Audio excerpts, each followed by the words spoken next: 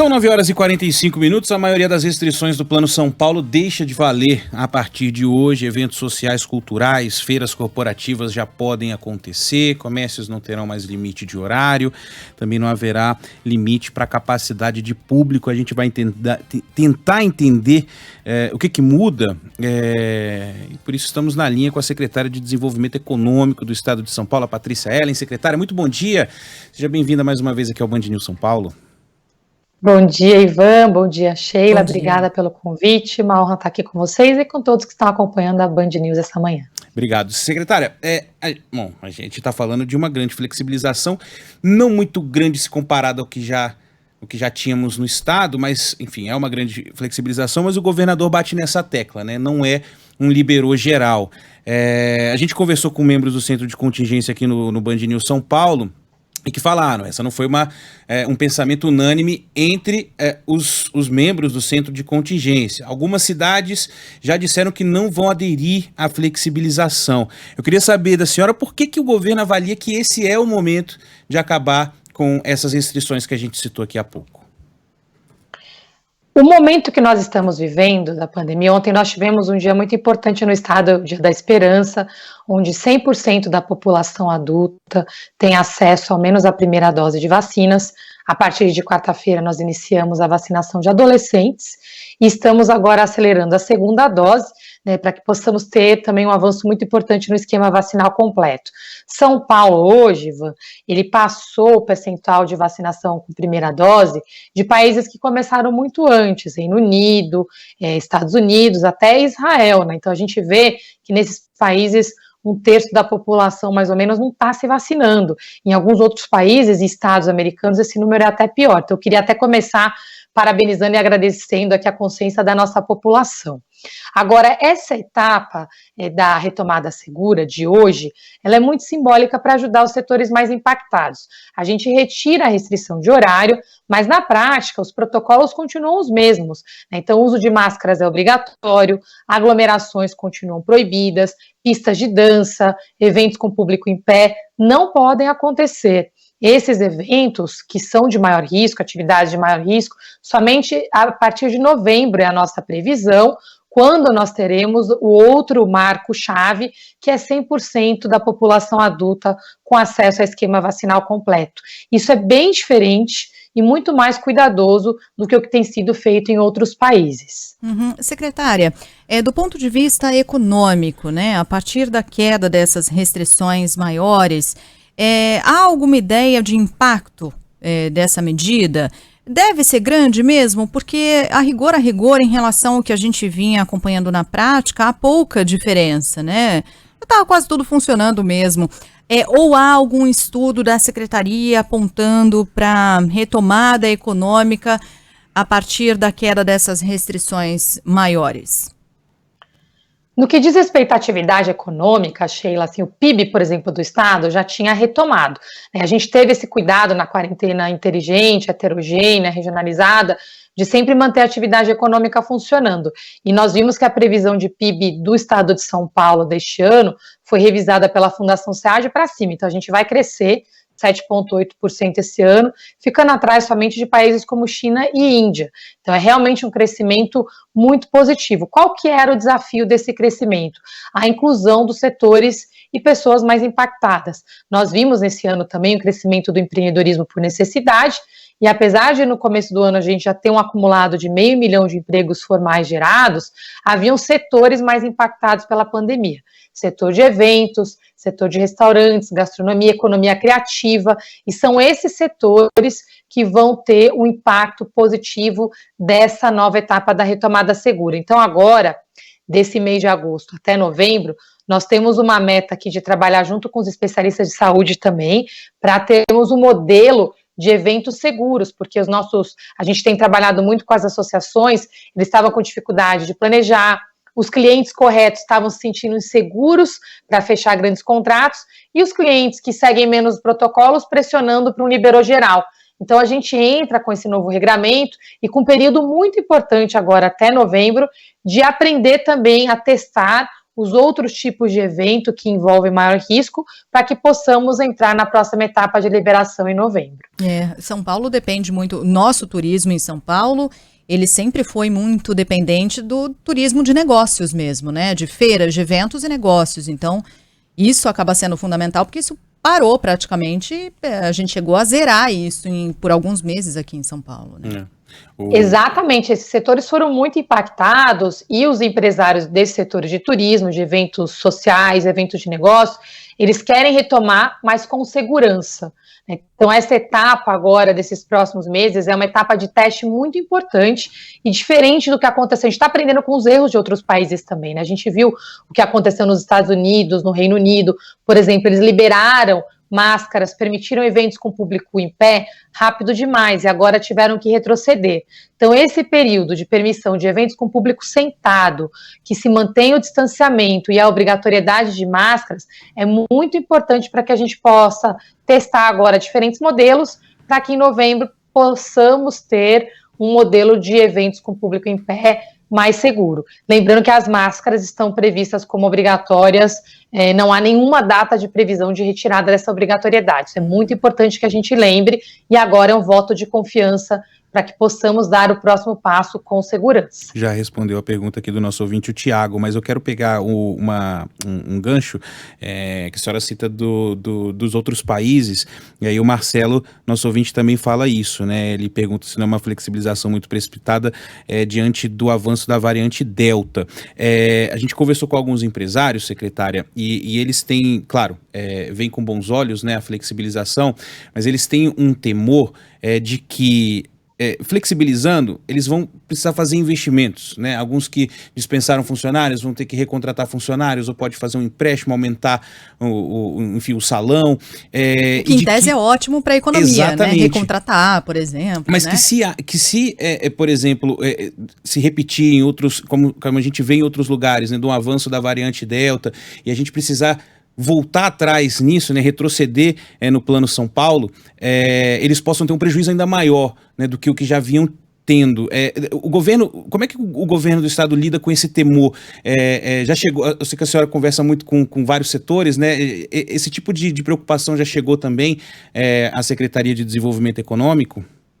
Chegou, e os empresários desse setor estão muito conscientes mesmo. Por isso que a gente criou essa força-tarefa dos eventos modelo, para dar visibilidade para quem está cumprindo os protocolos. E eles mesmos falaram, olha, não vamos ter liberação de aglomerações nesse momento, pistas de dança, que a gente sabe que isso aumentaria a taxa de contágio imediatamente no momento que a gente não está com o esquema vacinal completo ainda em pelo menos metade da população. Então, a gente tem esse período até novembro. Nossa meta em novembro é ter que até 90% da população com esquema vacinal completo. Lembrando, gente, que isso não é pouco. Nenhum país no mundo chegou a esse percentual. Como poucos países estão chegando ao que a gente já tem, hoje o estado de São Paulo está com 91% da população adulta com esquema vacinal completo, quase 92%. A gente não tem países desenvolvidos hoje com esse percentual, que é um mérito muito grande da população, dos gestores da saúde pública. Agora, a gente precisa ter a outra meta, que é o esquema vacinal completo. A gente chegando a 90%, isso é um número que nenhum país no mundo chegou hoje. Então, será uma grande conquista para a gente poder dar o próximo passo com segurança. Quando a gente pegou aquele caso do Lollapalooza, né, em Chicago, que ficou muito conhecido, Chicago estava 50% da população com esquema vacinal completo e 65% da população adulta com primeira dose.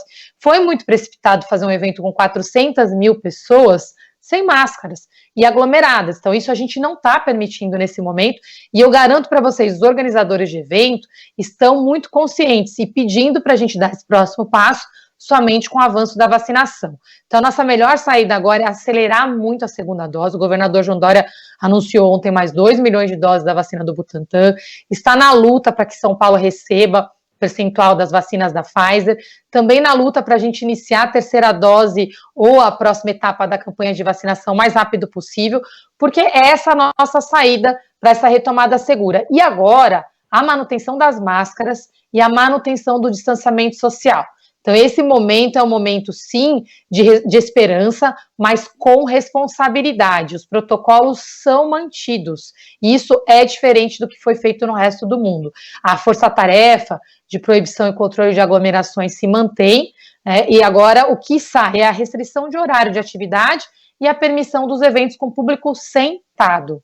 Uhum. A proibição, não, a permissão, desculpa. Sim. Secretária, quando a senhora fala sobre essa força-tarefa de eventos modelo, né, que seriam esses testes, né, até novembro, de que eventos exatamente a gente está falando? Tem de todo tipo, casamentos, eventos de negócios, convenções, com que proporção, com que dimensão, e como é que vai se verificar o que funcionou e o que não funcionou? Ou seja, como saber se aquele evento especificamente resultou, por exemplo, num grande número de contaminados, eventualmente com uma variante Delta? Como precisar isso? Eu só acrescento mais uma coisa.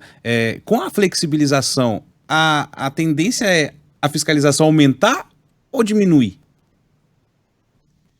Tá, a fiscalização se mantém e a população precisa continuar participando, denunciando quando há aglomerações, quando há desrespeito aos protocolos. Sobre os eventos, a gente está fazendo um trabalho agora, temos um edital aberto, quem tem interesse de se juntar a essa força-tarefa dos eventos modelo pode se inscrever no edital.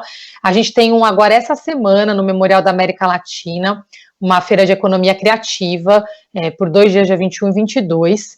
É uma feira que vai ter, ao mesmo tempo, né, simultaneamente entre 400 e 500 pessoas, mas pode chegar a ter ali, a gente está esperando mais ou menos 5 mil pessoas passando pelo ambiente, talvez até um pouco mais, mas tem essa limitação simultânea. Nós tivemos o Expo Retomada na Baixada Santista, uma feira de negócios para 1.500 pessoas. Tivemos também um evento social, um show com o público sentado no Clube Paulistano. Nós temos agora eventos sociais agendados, shows, eventos de negócios e eventos da economia criativa. Essa feira do Memorial é bem importante, respondendo a pergunta de vocês, né, Sheila e Ivan, como que a gente controla, porque tem testagem, né, do público que participa, tem todo o controle dos protocolos e após o evento há uma nova testagem também para entender o impacto de contaminação. E o que nós vimos nos eventos que estão sendo acompanhados agora é que os protocolos estão funcionando muito bem. A taxa de contágio é baixíssima, na verdade, vinculado ao evento é praticamente zero, porque eu vou pegar o exemplo do Expo Retomada, nós tínhamos 3 pessoas contaminadas antes do evento, que não entraram no evento, elas foram isoladas a tempo, e 4 pessoas após o evento, de um total de 1.500. E essas 4 tinham tido outros contatos que não foram relacionados ao evento que justificavam a positivação. Então, nós estamos fazendo isso com todos os eventos que estão sendo acompanhados por essa força-tarefa. Conseguimos, inclusive, doação de testes para que eles possam ser utilizados em escala e reduzir os custos, apoiar os organizadores de eventos. E os organizadores, em geral, arcam com os custos dos testes, mas em casos específicos que isso não pode acontecer, esse apoio foi feito pela própria iniciativa privada também, mas há um monitoramento e a medição científica, com acompanhamento de especialistas, epidemiologistas, que no final, inclusive, entregam um relatório do evento. Uhum. Bom, só para a gente finalizar, já agradecendo, viu, secretário, a sua presença aqui no Band News São Paulo, fala de algo que não está relacionado à retomada, mas que talvez a sua secretaria saiba lidar um pouco, né? Que a gente está vendo um grande movimento de prefeituras que estão demitindo funcionários, servidores públicos que não se vacinam, né? Muitas empresas, aliás, têm tido um posicionamento de orientar, tentar conversar com esses funcionários antes de tomar uma decisão mais abrupta, incisiva, como essa de demitir por justa causa, né? O governo tem um posicionamento em relação a isso, sobre esse diálogo, porque a gente sabe também que, bom, né, a gente está passando por um momento de crise e falar em demissão das pessoas sempre mexe bastante, né? Com os nossos ouvintes, né? Há uma orientação específica do governo do estado para esses casos? Como é que vocês estão lidando com isso, né? Os servidores públicos que não querem tomar a vacina contra a Covid? O governo do estado está incentivando o retorno dos servidores públicos ao trabalho E exatamente esse é um estímulo para que todos se vacinem, porque a vacinação, ela é um ato de cidadania, né? Quando a gente se vacina, a gente está reduzindo o risco, não só o nosso risco individual, mas o risco das pessoas do nosso entorno. E, na verdade, esse é o maior efeito, o maior resultado da vacinação, que é buscar esse efeito em massa na população. O governo não está... Dá autonomia para os municípios tomarem medidas mais restritivas, assim como a gente dá essa autonomia para a gestão da pandemia. Quando necessário, um município que está numa crise maior pode e deve tomar medidas mais restritivas, né? Hoje o estado está com uma média de ocupação de leitos baixíssima, né? E ainda bem, é o que a gente queria chegar. Estamos com menos de 45% dos leitos no estado ocupados, mas há municípios que estão numa situação mais grave e que precisam tomar medidas mais extremas, seja com relação às atividades econômicas, seja com relação ao estímulo da vacinação. Nós vimos, por exemplo, na França, a obrigatoriedade da vacina para entrar em ambientes coletivos, inclusive bares, restaurantes, e foi uma medida do governo francês.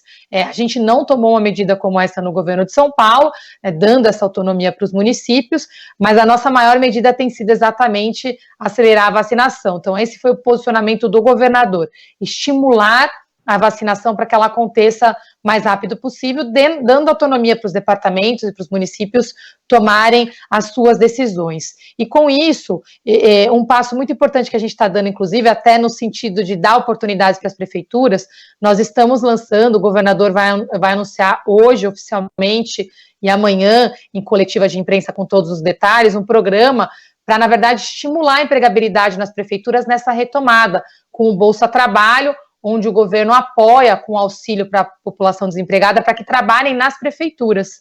Então, essa novidade vai sair hoje, estou dando um spoiler aqui para vocês, e o governador pessoalmente vai anunciar na coletiva de amanhã, porque como a gente ajuda enviando recursos para que as prefeituras possam contratar mais gente e ajudar exatamente a população que está desempregada nesse momento. Agora, as condições com relação à vacina, a gente entende que tem essa autonomia local, porque depende muito das condições epidemiológicas da região.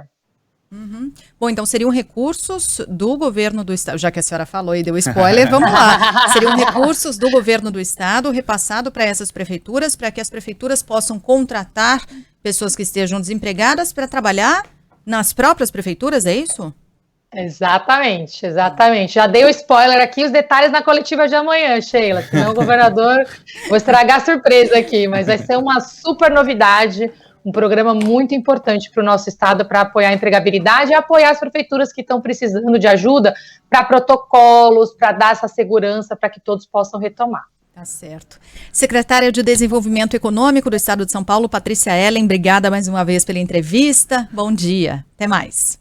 Obrigada, um bom dia a vocês. Esperança com responsabilidade. Não esqueçam de correr para a segunda dose assim que for possível, por favor, para a gente ter uma retomada segura para todo mundo. É isso. Obrigada.